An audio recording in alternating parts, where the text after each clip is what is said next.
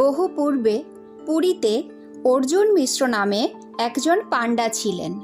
প্রতিদিন তিনি সম্পূর্ণ ভগবদ্ গীতা পাঠ করতেন। যেহেতু তিনি দীর্ঘ সময় গীতা অধ্যয়নে ব্যয় করতেন এবং এ বিষয়ে তার অটল নিষ্ঠা ছিল, সেজন্য স্থানীয় মানুষ তাকে গীতা পাণ্ডা বলে অভিহিত করত। তিনি শ্রী জগন্নাথের একজন মহান ভক্ত, তার প্রতি সম্পূর্ণ আত্মসমর্পিত শরণাগত।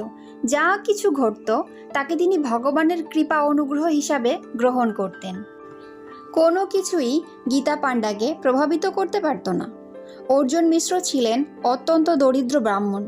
ভিক্ষা দ্বারা তিনি জীবিকা নির্বাহ করতেন। একবার প্রায় 1 সপ্তাহ ধরে পুরীতে প্রবল বৃষ্টিপাত হচ্ছিল, ফলে গীতা পাণ্ডা ভিক্ষায় বের হতে পারলেন না। তার যা অল্প স্বল্প সঞ্চিত খাদ্যশস্য ছিল, অচিরেই তা ফুরিয়ে গেল। তিনি ও তার পরিবার উপবাস করতে বাধ্য হলেন। তবুও গীতা পাণ্ডা বিচলিত হলেন না। তিনি সুখে গীতা পাঠ করে দিন যাপন করতে লাগলেন। তাকে বাইরে যেতে হচ্ছে না ভেবে তিনি খুশি হতেন এবং এটাকে তিনি একটি উত্তম সুযোগ বলেই গ্রহণ করলেন, কেননা তিনি গীতা পাঠের জন্য অনেক সময় পাচ্ছিলেন। তার স্ত্রী অবশ্য এতে তার প্রতি অত্যন্ত ক্রুদ্ধ হলেন। তিনি তাকে ভর্ৎসনা করে বললেন, তুমি যদি বাইরে গিয়ে ভিক্ষা না করো তাহলে কি করে তোমার পরিবার জীবন রক্ষা করবে? আমাদের 3 সন্তান, তুমি যদি বাইরে গিয়ে কিছু সংগ্রহ করে না আনো তাহলে তারা তো মারা যাবে।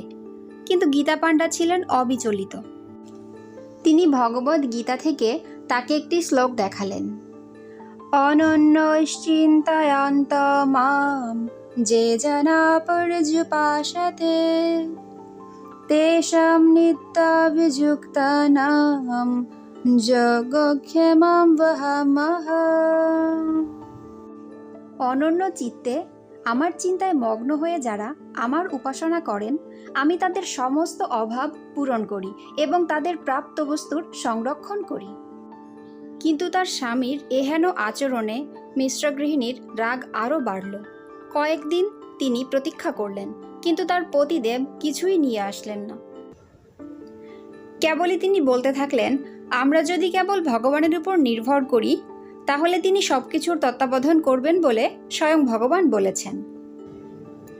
কতদিন তাকে এইভাবে প্রতীক্ষা করতে হবে মিশ্রগৃহিণী ভেবে পাচ্ছিলেন না। ছেলেমেয়েরা আহার্যের অভাবে খুবই ক্ষুধার্ত হয়ে পড়ল।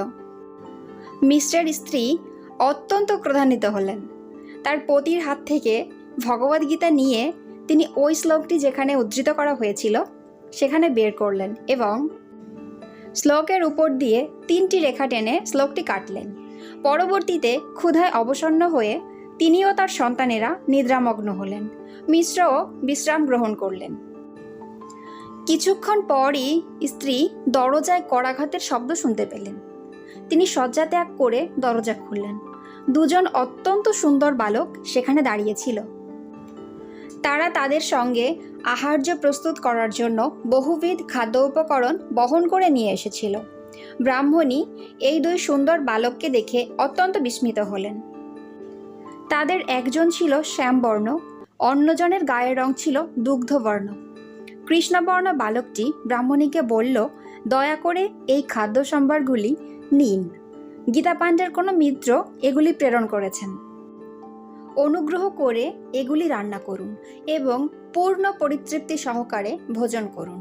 ব্রাহ্মণী এই অনুপম সুন্দর 2 বালককে দর্শন করে অত্যন্ত প্রীত হলেন এবং তিনি যখন বালকদ্বয়ের কণ্ঠস্বর শ্রবণ করলেন তখন তার হৃদয় আনন্দে পরিপূর্ণ হল।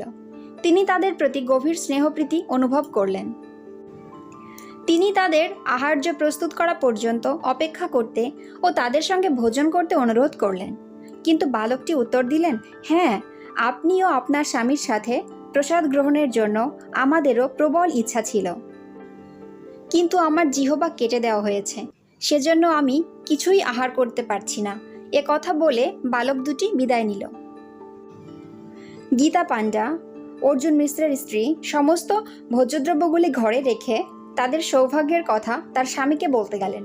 যখন গীতা পাণ্ডা এসে সমগ্র ঘরভর্তি বহুবিধ খাদ্যোপকরণ দেখলেন, তখন তিনি তার স্ত্রীকে জিজ্ঞাসা করলেন, তুমি কি ওই বালক দুটিকে ভোজন করিয়েছ? তার স্ত্রী উত্তর দিলেন, আমি তাদেরকে প্রতীক্ষা করে কিছু ভোজন করতে বলেছিলাম। কিন্তু কৃষ্ণবর্ণ বালকটি বলল যে কেউ তার জিহ্বায় 3টে স্থান কেটে ক্ষত করে দিয়েছে, সেজন্য সে কিছুই খেতে পারছে না। অর্জুন মিশ্র যখন এ কথা শুনলেন, তিনি তৎক্ষণাৎ বুঝতে পারলেন যে ওই কৃষ্ণবর্ণ বালক ভগবান স্বয়ং ব্যতীত অন্য কেউ নয়। যেহেতু তার স্ত্রী শ্লোকটি 3বার কেটেছিলেন, সেজন্য ভগবানের শ্রীমুখ থেকে নিঃসৃত হওয়া ওই শব্দগুলির খণ্ডিত রূপ তার জিহ্বায় প্রতিবিম্বিত হয়েছে। মিশ্র গৃহিণী উপলব্ধি করতে পারলেন যে তিনি তার অনন্যচিত্ত ভক্তদের প্রতিপালন করবেন বলে যে প্রতিশ্রুতি দিয়েছেন, সেটির সত্যতা প্রমাণ করতে তিনি তার প্রিয় ভক্তের জন্য স্বয়ং ভোজ্যদ্রব্য বহন করে এনেছেন। অবিলম্বে ব্রাহ্মণ পাণ্ডা ও তার স্ত্রী কৃপাপরায়ণ শ্রী জগন্নাথের নিকট ক্ষমা প্রার্থনা করলেন এবং তাদের প্রতি তার করুণা ও অনুগ্রহের জন্য তাকে ধন্যবাদ জ্ঞাপনের উদ্দেশ্যে জগন্নাথ মন্দিরে যাবার জন্য প্রস্তুত হলেন। তারা যখন ভগবানের বেদির সামনে গেলেন, তারা সবিস্ময়ে শ্রী জগন্নাথের অধরে 3টি দাগ লক্ষ্য করলেন। গীতা পাণ্ডার সাথে শ্রী জগন্নাথের লীলা এখানে সমাপ্ত হলো। হরি বল। পরবর্তী ভিডিওগুলোতে আমরা শ্রী জগন্নাথের অভূতপূর্ব সুন্দর লীলা মহিমা শ্রবণ করব। আপনাদের যদি কোনো লীলা মহিমা শ্রবণের ইচ্ছা থাকে, আপনারা কমেন্ট বক্সে কমেন্ট করে জানাতে পারেন। হরে কৃষ্ণা।